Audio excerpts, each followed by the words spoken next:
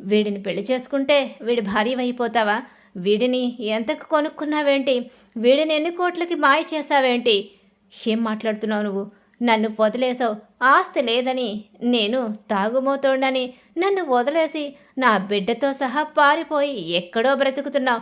ఇప్పుడు ఇక్కడికొచ్చి వీడిని మాయ చేసి వీడింట్లో చేరావన్నమాట. ఏం మాట్లాడుతున్నావు? ఎవర్రా నువ్వు?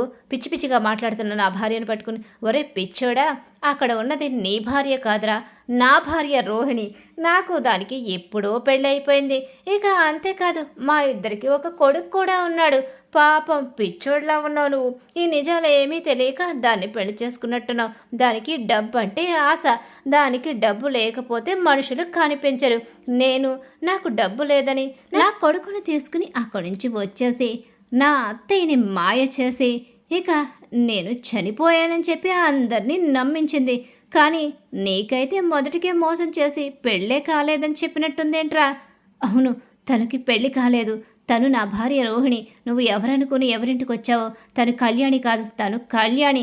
ఎందుకు నిర్ఘాంతురాలైపోయి నిలబడిపోయిన దాన్నడుగు, లేకపోతే రుజువులు తీసుకురమ్మంటావా అని చెప్పేసి అంటూ ఉండగానే రోహిణి ఏంటి ఇదంతా అనేసరికి తలదించుకొని నిలబడుతుంది. దెబ్బకు ప్రభావతి అలాగే ఇక మనోజ్ ఇద్దరు కూడా షాక్ అయిపోయి నిర్ఘాంతులైపోయి నిలబడిపోతారు. ఇక ఏంటి రోహిణి ఇదంతా అనేసరికి ఏంటి అదేం చెప్తుంది? అది నన్ను మాయ చేసినట్టే నిన్ను మాయ చేసినట్టుంది. దాని జీవితం అది వెతుక్కోవడం కోసం కన్న కొడుకును కూడా గాలికి వదిలేసింది.